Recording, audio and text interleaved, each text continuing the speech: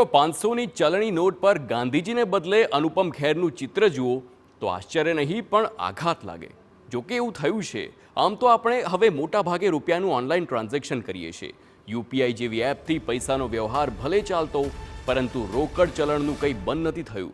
એટલે જ જો કોઈ મોટી રકમનું ટ્રાન્ઝેક્શન કરવાનું આવે, લેવડ દેવડ કરવાની આવે, તો શું થઈ શકે છે એ હમણાં જોવા મળ્યું છે.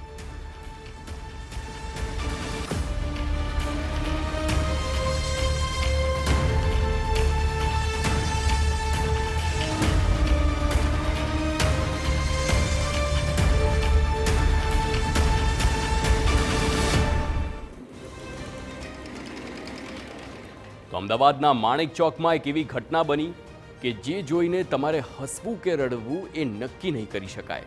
થયું એવું કે માણેક ચોક વિસ્તારમાં મેહુલ નામના બુલિયનના વેપારી સાથે લક્ષ્મી જ્વેલર્સના મેનેજર પ્રશાંત પટેલ વચ્ચે 2100 ગ્રામ સોનાની ડિલિવરી આપવા માટે 1.60 કરોડમાં ડીલ થઈ.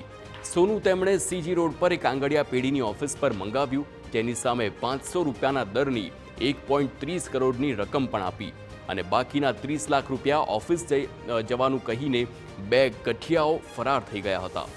વેપારીએ તપાસ કરી તો જાણવા મળ્યું કે 1.30 કરોડની જે રકમ તેમણે ચૂકવી હતી એ તમામ 500ના દરની નકલી નોટો હતી.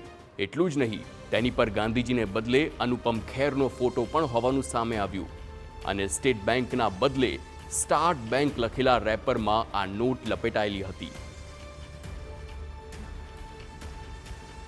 પ્રશાંતભાઈની વતી અમે ડિલિવરી કરવા ગયા હતા અને અમે ત્યાં 2100 ગ્રામ સોનું એમને ત્યાં અમે ગયા અને એમને 1 કરોડ 30 લાખ અમને આપ્યા અને કીધું કે 30 લાખ રૂપિયા બાજુના ખૂટતા બાજુની ઓફિસમાંથી લઈને આવીએ છીએ અને કે સોનું લાવે છો એમ કરીને એને સોનું જોવા માંગ્યું અને સોનું ખિસ્સામાં મૂક્યું અને સોનું ખિસ્સામાં મૂકી અને એક બાજુમાં 30 લાખ રૂપિયા લેવા ગયો અને અમારા માણસો બીજા 1 કરોડ 30 લાખ જે મુદ્દા મેળવતા હતા એનું ધ્યાન નજર ચૂકી અને પેલા બે માણસો રવાના થઈ ગયા અને 10-15 મિનિટ રહીને ખબર પડી કે કોઈ આવ્યું નહીં. ત્યારે તપાસ કરતા અને બંડલ ખોલતા ખ્યાલ આવ્યો કે આ બધી નોટો ડુપ્લિકેટ હતી.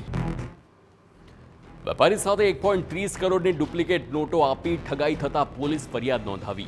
ત્યારે પોલીસે તપાસમાં જાણવા મળ્યું છે કે આરોપીઓ સોનું પડાવવા માટે સીજી રોડ પર આંગડિયા પેઢીના નામે બનાવટી ઓફિસ પણ શરૂ કરી હતી. આ અંગે નવરંગપુરા પોલીસે ગુનો નોંધીને તપાસ શરૂ કરી છે.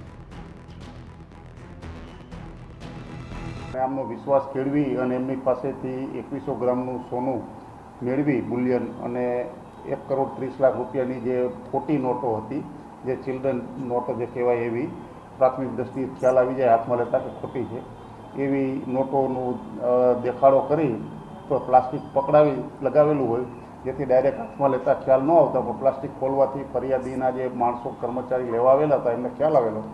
એટલે આ તાત્કાલિક પોલીસ સ્ટેશનને એમને આ બનાવ બની ગયો અને શેઠને વાત કરી. શેઠે પછી પોલીસ સ્ટેશને ગઈકાલે આવી અને આખા બનાવના ઘટનાક્રમ અંગેની હકીકત જાહેર કરતા તેમના જણાવ્યા મુજબની નવરંગપુરા પોલીસ સ્ટેશનમાં છેતરપિંડી અંગેનો ગુનો દાખલ કરેલો છે.